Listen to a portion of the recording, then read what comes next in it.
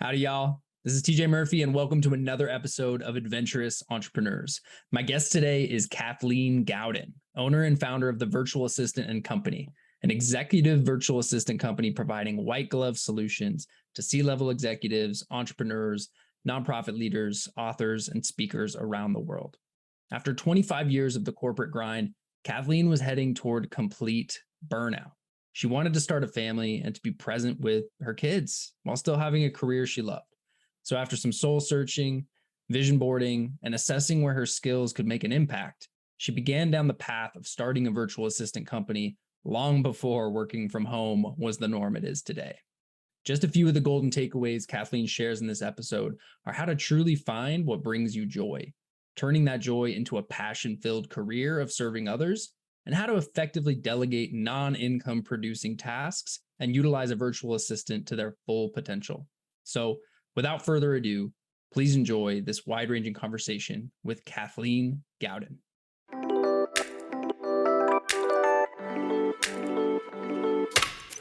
Welcome to the Adventurous Entrepreneurs Podcast. I'm your host, TJ Murphy. Since quitting my corporate 9-to-5 and starting a business while backpacking through Asia back in early 2017, I've had the privilege of learning from some incredibly adventurous entrepreneurs. Through these conversations and my own journey, I've learned that much like in life, entrepreneurship is an adventure. On this podcast, I explore the journeys of top-performing leaders in their fields. These wide-ranging conversations include tactical business advice, how I built this insights, lessons in leadership, life hacks, travel stories, favorite hobbies, and insights into living a purposeful and joy-filled life. Adventures await us, so let's dive in. Hey, Kathleen. Welcome to Adventurous Entrepreneurs. Hi, TJ. Thanks so much for having me. Oh, of course. I'm so glad you're here. I've been looking forward to this conversation all week. So thanks again for joining me. And I have a really great feeling this is going to be a valuable episode for a wide range of folks who may be interested in using a virtual assistant company, which we'll get into here in a moment, or people out there who may just be feeling stuck and discontent with their corporate 9-to-5, because as I understand it, and correct me if I'm wrong, that was your story for a long time. That was what inspired me to start my business originally back in 1999. I started very young. I think my first corporate job was working as a contractor for the Department of Defense. So I spent about 6 years there, and I learned a lot of the skills that I even still use today that I carried through various corporate executive positions. And it was a great gig. I learned a lot. I matured a lot. I learned a lot of software tools. I learned confidence, poise, professionalism. So I'm very grateful for that opportunity. That's how I kind of got started in corporate America. And that was in San Diego, working for Computer Sciences Corporation. Wow. And so tell me a little bit more about the story of how you went from, being a high level, employee, but hating your job, and then what ultimately led you to starting your company and what that was like, what struggles you had to go through to get there. Okay, of course, I'm happy to share. So once I spent about 6 years at Computer Sciences Corporation, I decided to explore the private sector. So I started putting myself out there, and back then, when we were looking for jobs, it was mainly looking through newspapers and networking and working with temporary agencies and placement agencies. And so I reached out to a few that I had networked with and had met over the course of years, and started to get involved in supporting CEOs, CFOs, and eventually supporting board of directors of corporations. Usually my position would be in companies that had several thousand employees globally. So I had the pleasure and luxury and excitement, at a young age of working globally and supporting these folks and getting to see the ins and outs and how to navigate those waters. So I explored the private sector in corporate America for many years. A lot younger, a lot of driving in California, Southern California traffic, Many of the positions I took would require me sometimes an hour, hour and a half to get to the job and then back. So I spent a lot of time in my car, which was great. I listened to a lot of music. I learned, listened to a lot of, things on CDs, podcasts, helping to educate me. But driving in Southern California traffic can become very wearing. Not fun. No, not at all. One of my least favorite things. Yeah. And when you're spending 8-10 hours at a position and then having to hit traffic, going home, it's even more exhausting.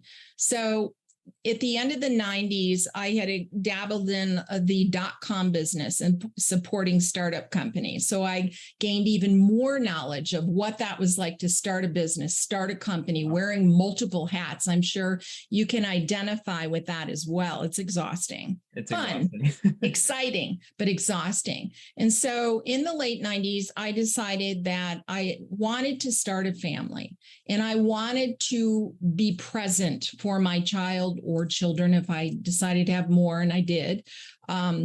I wanted to be there mentally, physically, spiritually, emotionally. That's what I wanted to do. In the first couple of years of my child's life, my children's life, I was there, I was present. So as my children got older, the position became virtually, meaning I supported people and clients. I learned that I could support people, not just in San Diego, not going to their houses and managing very large estates. So my clientele was still the high net worth, high profile clients that lived in Rancho Santa Fe and La Jolla, California, but I got to support them at their home. And a lot of them were still venturing in that high tech, somewhere in philanthropy. So that was a lot of fun for me. But as time went on, and in the 2000s, I started to explore virtual work, a lot of work, and it just grew from there. Yeah. And you were early on in this whole work from home. I was. World that we live in now. That's so common for what we're doing today. Exactly. And I joke with people and I say, when I'm talking to a potential client or I'm coaching a virtual assistant, somebody that wants to become or grow their business, I share with them, I've been working virtually way before COVID and way before it's the hip thing to do. I've been doing it. So I have a designated space. I'm in my office, just like I would be working at an office. I'm typically in office 8 to 5, and I'm ready to work. I dress, I get ready. One bit of advice from working from home is always be ready to be on camera, because you never know when that Zoom or that Slack video or Google Meets or something's going to say, hey, let's hop on a call in 5 minutes. Oh, totally. I mean, I spend at least half of my day on Zoom, most days anyway. But one of the things that you talked about that was kind of your why for starting this business and going virtual was your family and being present for your kids. And for me, growing up, my mom had a similar why. She was working at the hospital late, long days, and she wasn't around. She wasn't usually able to make it home to like pick us up from school and cook dinner and all the things that she really enjoyed and wanted to do. So there came a point when I was in middle school that she decided, we're in a place where I can temporarily stop working and be around with you kids and be more involved in your sports and all the activities that you're doing. And she did that. And I remember being I didn't have a concept of what that meant. Right. It was giving up and how that created other, uncertainties in our family dynamic, but I was so grateful to have her there. So what a strong why for you. And I'm sure that was a huge force behind getting you to take the leap into starting your own thing. But what did that actually, look like for you? Were you just like, all right, I'm done, and you started a business? Or what was the kind of lead in and the visualization process, and how did you decide on ultimately what you ended up doing today? So I'll go back in history a little bit. When I first started working, so I'm in high school, I'm a teenager, and I came from a very small rural town in northern Michigan called Alpena. And I can remember, and this is so funny now, but I share it because I'm very health conscious, as you know now. But a Burger King came to town, and it was like, wow, there's a Burger King. Yeah. And everybody was excited. And so I applied. I don't know how old I was, 17, 16, 17, 18, something like that. And I remember getting hired, and I was put on I call it the burger flipping job. So, and I failed terribly. It reminded me now when I reflect back of, if you've ever seen the Lucy scene where she was doing the chocolates on the kind of, I don't know, not treadmill, but the machine that you have to dip them and put them on. And she got lost and confused. That's how I felt about flipping burgers. I just couldn't keep up. It stressed me out. So my manager said, let's try something else. So Elliot, my manager, moved me into a cashiering position. So it's more forward facing with clients. And I was okay with that. I was all right. Still a little nervous, but I didn't, shortchange my cashing. When I cashed out at night, I was never short with my funds and such. And he decided he must have saw something in me or recognized, or maybe he felt sorry for me, but he said, I'd like to use you as a personal assistant. And I'm like, what is that? That was many years ago. Wow. And he said, I'd like you to take my car and I'd like you to go do some errands for me. And I just remember going, oh my gosh, I don't want to drive your car. What if I wreck it? Or somebody hits me? And he's like, Kathleen, I have car insurance. It's okay. And it was around Christmas time. And he asked me to, and funny enough, I don't even think these exist, but our big store in Alpena is Kmart. So I went to Kmart and bought Christmas decorations, came back and decorated the office.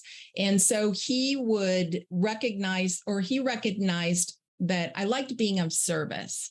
I wasn't good at burger flipping or French fry, doing the French fries or any of that. I was okay with cashiering, but I really liked being of service. I liked that. And so that's how it started, I think, many, many years ago. And so now I'm going to kind of fast forward ahead to working for different corporations and CEOs, which again, I'm very grateful for that knowledge and experience.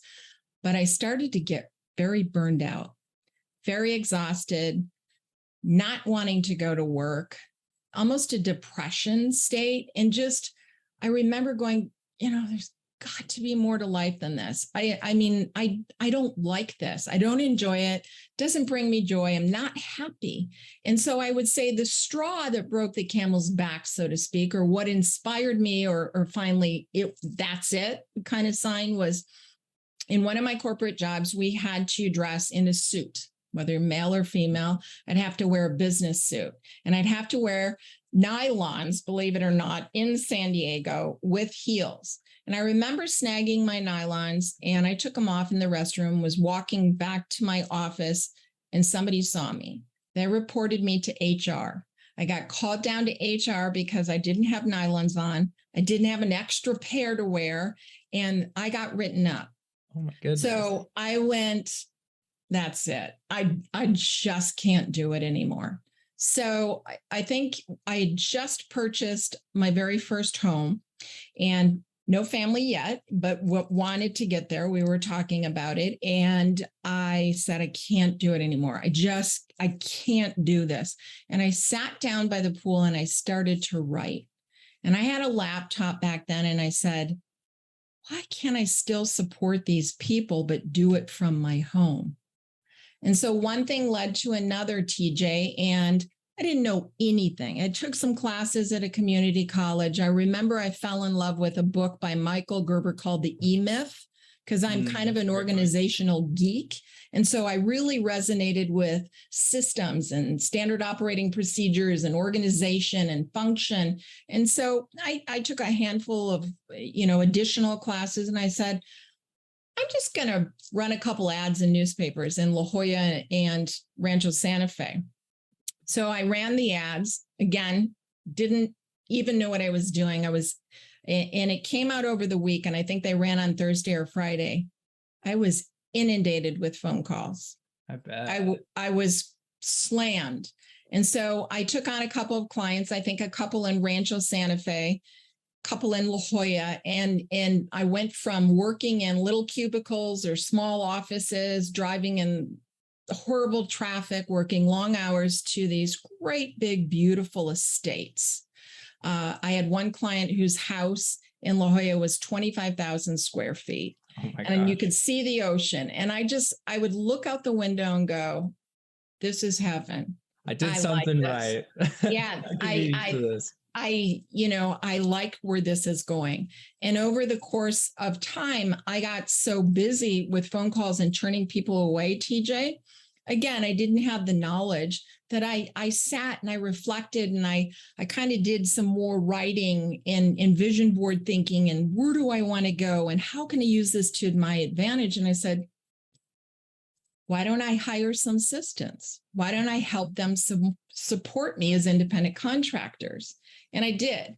Over the course of probably a couple of years, I had 6 part-time assistants helping me, going to the various estates or homes and helping those clients while I mentored them and while I supervised and trained them. And it turned into a nice little business. I bet it did. And you were so ahead of your time. Like, now virtual assistant businesses are abundant all over the world. But indeed, you've carved out a really unique niche for yourself. And I think that's a good place for us to go next. Like, tell us about the virtual assistant and company and what you're focused on today. So a little twofold. What I have found over this experience we've all had globally with the COVID and being forced to work from home, I was in heaven. That brought a lot of business to me. So as you know, where we live, as I'm working in my office, I am able to look out my window and see snow-capped mountains and bald eagles and herds of deer that, I love. Yep. And so I started to get extremely busy, more so with COVID. And what I found was twofold. One was everybody wanted a virtual assistant, but they really didn't know how to work with them. So it was up to me to train those clients, so to speak, to guide them thoughtfully through that. What does it look like? And really being more, not aggressive, but being kind of, again, working in a corporate office, you always have to be 2 steps ahead of your CEO or your CFO or a board member. You always want to, well, what if this happens? We have plan A, B or C. And so speaking with clients, I started to develop during especially the past few years is I have found, I'm going to use a phrase my wonderful husband, Anthony, uses, because as many clients reached out to me and said, but would it bring you joy if you worked in that industry or you supported that client? And I went, no, I don't. Software and all that, hardware, that's not exciting to me. Startup companies are exciting to me. People that are working in the environment are exciting to me. People that are supporting abused women or disadvantaged children, that excites me. So I started to carve out industries and nonprofits that I really wanted to be of service, one, because I believed in the cause. I believed in what they were offering. So that's kind of where it has gone over the past few years, is I'm able to really drill down the type of clientele I want. And even though someone may reach out and I really like them, I've had a couple of them, it's just not what I want to do. It's just not really exciting. No, it does not. The other thing real quick that my business is really gearing and helping, another aspect of it is if you will, is, as you know, we were all forced to work from home, and every assistant on the planet, not in the US, but globally, became a virtual assistant.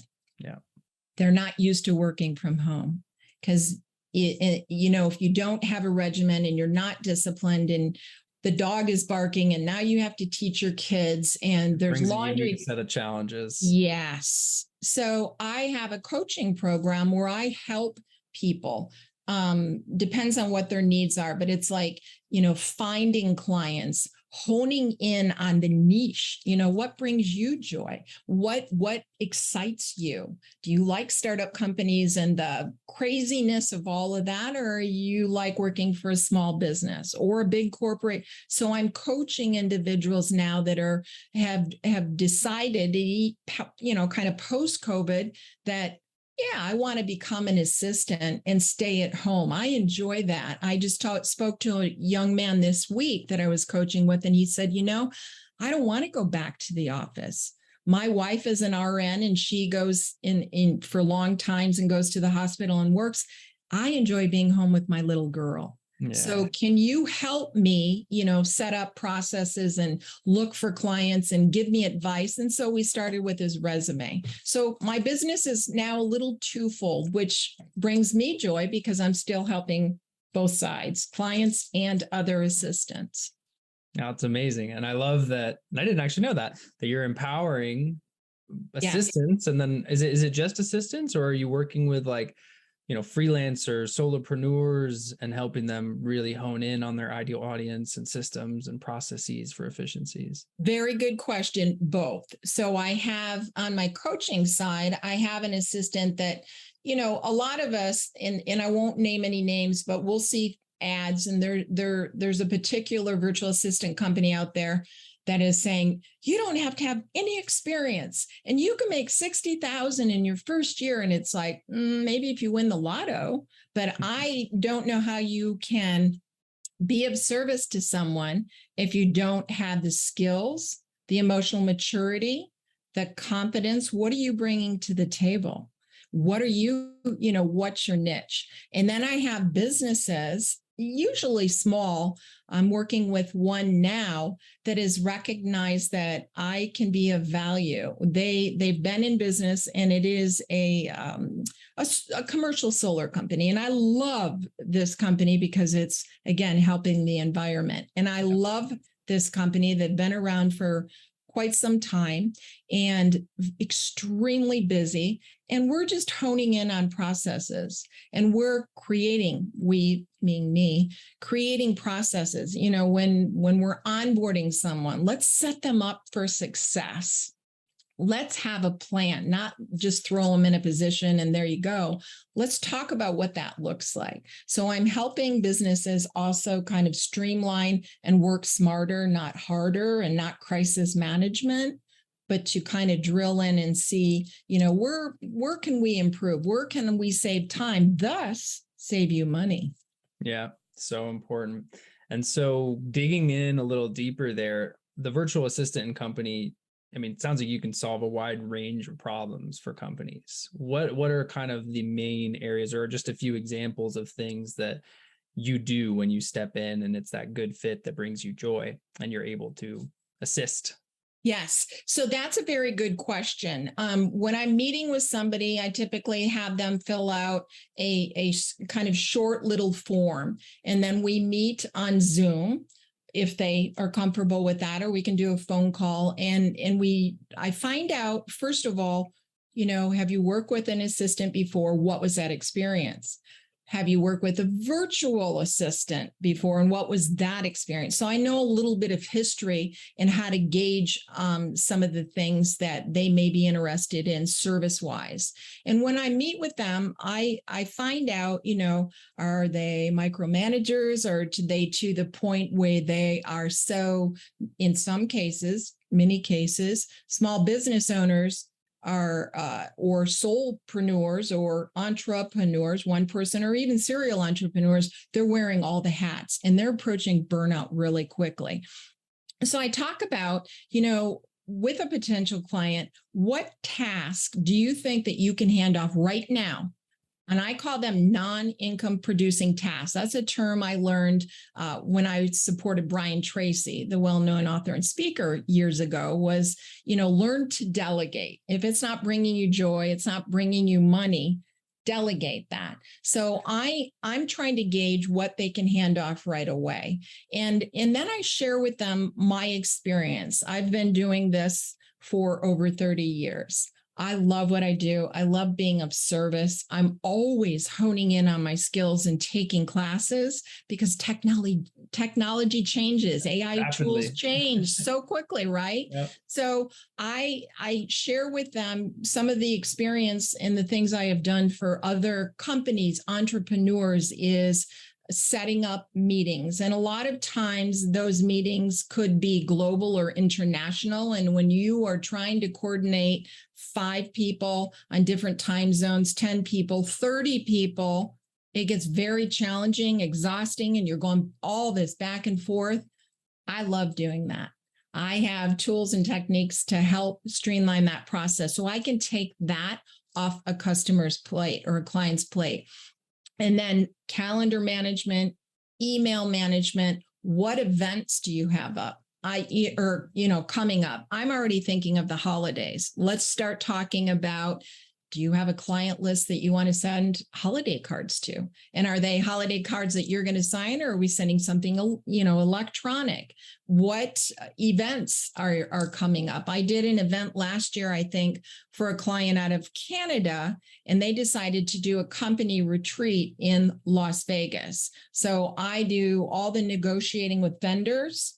I manage all of the contracts. I do my best to get, good places, exciting places, doing something new and different for the employees, so they're engaged in the retreat. So calendar management, email management, working smarter, not harder, setting up SOPs. So the next time they're hiring a new team member, we're not reinventing the wheel. We have onboarding processes in place. If someone leaves the company, we have an offboarding process so that we remember to shut down email. We remember to change passwords where appropriate, etc. I also can help. This is not my expertise full-fledged, such as it is with you, but I'll look at their social media. I'll look at their website and say, I'll look at the contracts and say, they promised us X, Y, and Z. However, I'm not seeing anything. Yeah. It's been 3 weeks. What's going on? So I'm constantly participating in meetings with my clients and their vendors, or perhaps even their clients. So it's about me streamlining processes. So hopefully that answers a little bit. It does. Okay. It definitely does. It's a very white glove service where you're creating custom solutions for your clients and also seeing things that they may never have seen. Like this example with the contract, which we spoke about, where they're working with an agency, they think they're getting something. Well, it turns out Kathleen can use her detective skills and find out, oh, you know what? They're not actually following through on this agreement. And Mr. client, you're getting ripped off, essentially. Sure. Let's find something that's going to work better for you. Exactly. And that's a super valuable service. You touched on the white glove treatment or service, and that kind of goes back to Sotheby's. When I supported the founders of Pacific Sotheby's, and I worked for Sotheby's selling real estate in California, it's the white glove treatment. You can't change someone's first impression. And so it doesn't matter if I am working with another assistant or the CEO of a company. I want them to have a good experience dealing with me. If I'm representing my client, I'm the first extension of, the chief marketing officer, the client that I'm supporting now. I want the person on the receiving end to have a good experience with me. Yeah. Absolutely. And so I want to rewind it back just a little bit, if that's okay. Of course. Okay.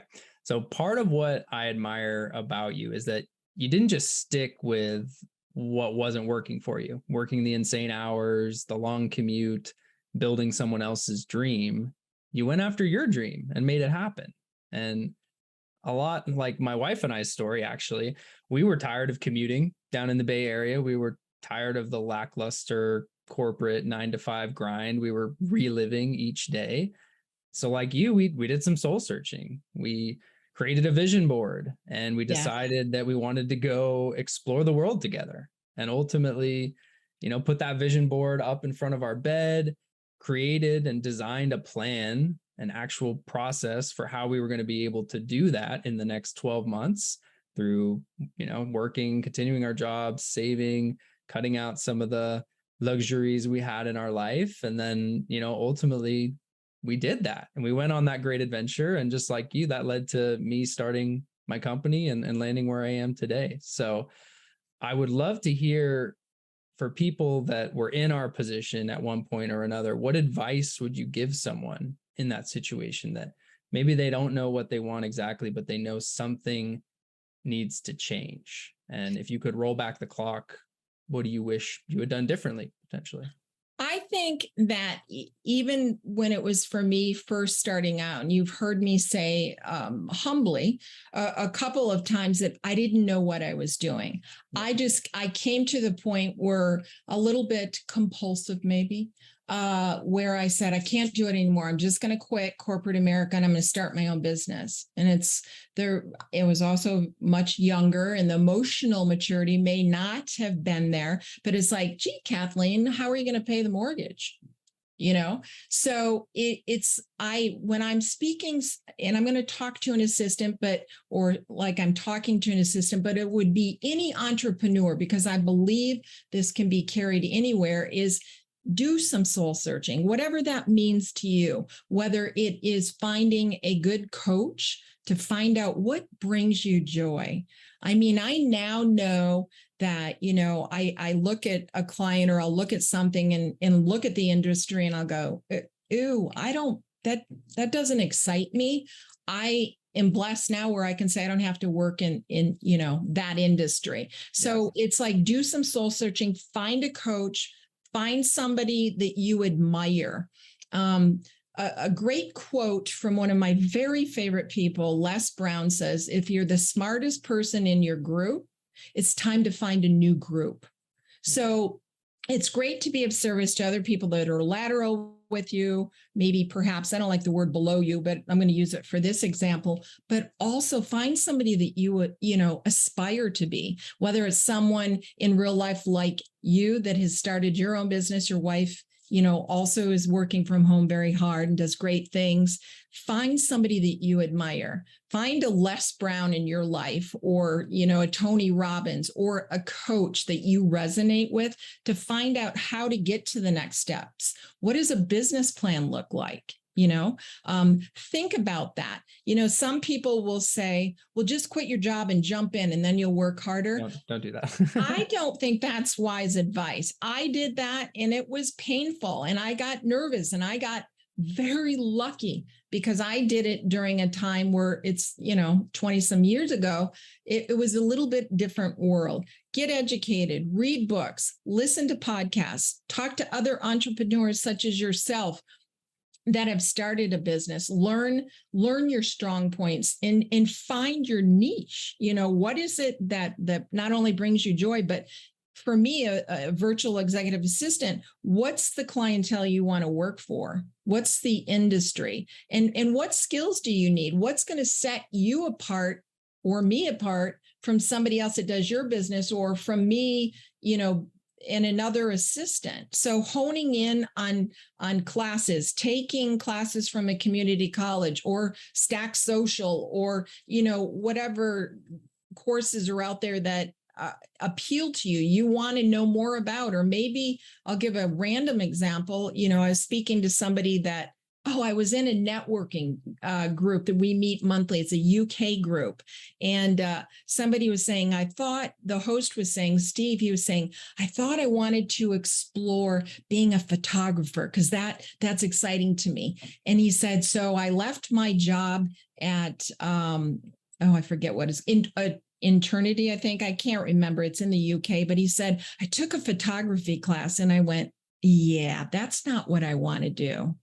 And he said, I took a couple other classes. If somebody thinks they want to be a chef or start their own catering business and they don't really know a lot about it, take some courses, explore go test that. Drive first. Yes, exactly. Where you can. Exactly. So that explore, investigate, find out what brings you joy, and get educated and take courses. Yeah, 100%. I mean, you gotta acquire and stack the skills that you're going to need. You absolutely, and this was my biggest mistake before starting my business, is finding a coach, finding a mentor, finding someone that has done what you're trying to do that you can learn from, because Absolutely. success leaves clues. People like helping people.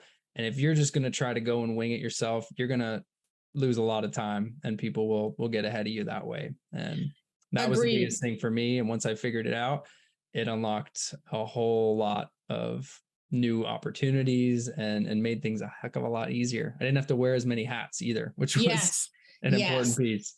Yes. And you hit on something, you know, people do like to help other people. And that's one thing I wanted to share. If anybody, you know, hears this podcast and there's something I have said that is piqued your interest, I will give away a couple of coaching classes. I'll give away a 30-minute coaching class. If it goes a little longer, it's fine, to any entrepreneur or maybe an assistant that wants to know, where do I get started? How do I get an EIN? How do I start a business?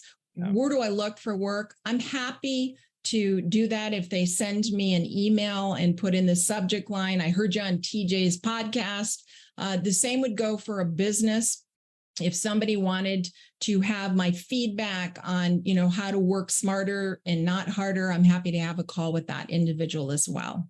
Well, that's super, super gracious, Kathleen. We'll definitely include all of that in the show notes for people. I think that's a tremendous resource, something I would have definitely wish I had taken advantage of back when I was starting my business. So as we go kind of to wrap things up here, I want to touch on something. This is a podcast about entrepreneurship, but one of the biggest hurdles that most entrepreneurs face at one time or another is living a well-rounded life and doing the things that do bring us joy and fill us up, and surrounding ourselves with the people that we care about most. So what does that look like for you?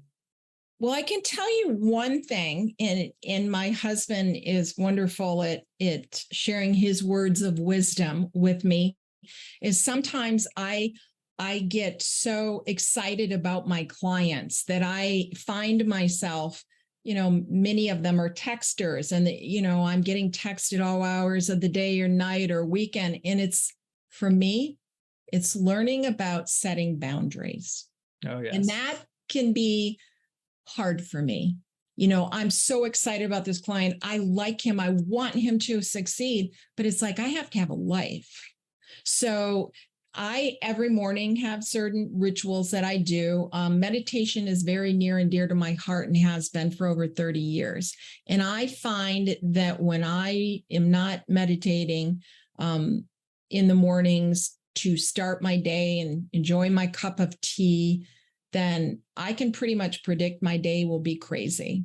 It will be crazy. So whatever that means to you, maybe it's a run, maybe it's yoga, maybe it's simply reading, maybe it's simply nothing but enjoying a cup of tea or coffee in the morning. For me, it sets the tone. The other thing that I like to do whenever possible is I'll do some time blocking. So whether that's answering business emails or stepping out to take care of myself or going to a yoga class or a walk with Emmett or a hike, I will time block throughout the day so that I have time to take care of me. And I'm a huge advocate of, you know, mental, spiritual, emotional health being balanced. For me, diet also comes into play. I find, and I'm even, it's very important to me. I still have to remind myself, I get so involved in my work.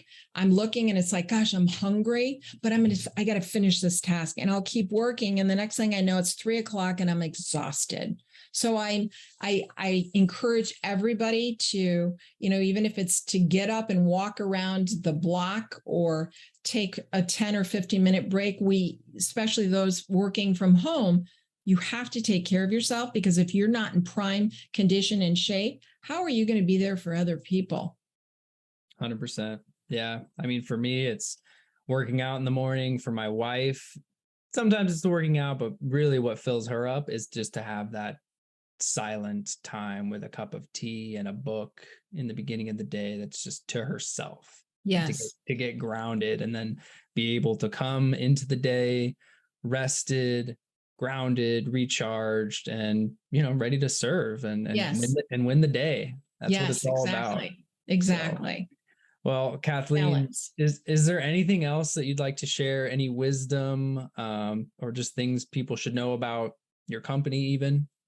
I would say always be prepared. I'm a huge, even in this day and age, I'm a huge advocate of branding and having, for me at least, a logo. Branding is huge for me. And I'm a huge fan of business cards. And so no matter where I go, even, and I've done this before, even on a walk or hike, there's been times where I'll stop and I'll talk to somebody and say, well, how do I get a hold of you? And I whip out and go, here's my business card. Yeah. So they're still valuable. Always be prepared. You don't know how many people I ask, even that come to our home, and I'll say, do you have a business card? Oh, no, I don't have one.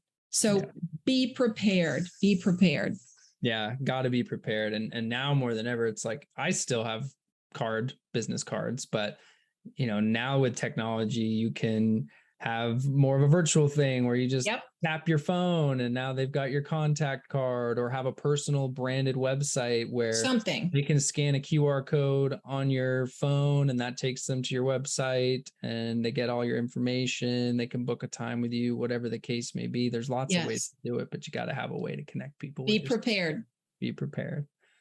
Well, Kathleen, where can people find you online? Socials, website, all that kind of stuff. So the best place to find me, which has all my platforms and contact information and a little bit more about me and what I offer, is my website. And that website is thevirtualassistantandcompany.com. It'll have my social platforms there. You can email me there, and you'll learn a lot more about the virtual assistant and company. Well, I hope anyone listening that's looking for a virtual assistant or a team of virtual assistants to be able to really help them streamline, save time, and grow faster, reach out to you, because you do amazing work. It's white glove and it's far and beyond what I've seen in the market. So we'll include all that in the show notes. This has been a great conversation, a real treat. Kathleen, I appreciate you sharing so much with us today and for taking the time. I know you've got a busy schedule. It's late on the day on a Friday, so thank you for coming on. I appreciate your time. It was fun to chat with you and, kind of share stories and how we got started. So I thank you again for your time and having me on your show. No, more to come. Thanks again. Thanks, TJ. Bye-bye. To all of our adventurous listeners, thank you for tuning in to today's episode. Please be sure to subscribe, download, and share this on social media or with someone you know will get some value from it. Leaving a review goes a long way in helping people find the show, and I personally appreciate reading them when they come in. So please go drop one if you have the time. We'll see you all next week, and remember, whether we're talking about business or the things that bring us joy outside of work, life is meant for exploring. So go out there and live it one adventure at a time.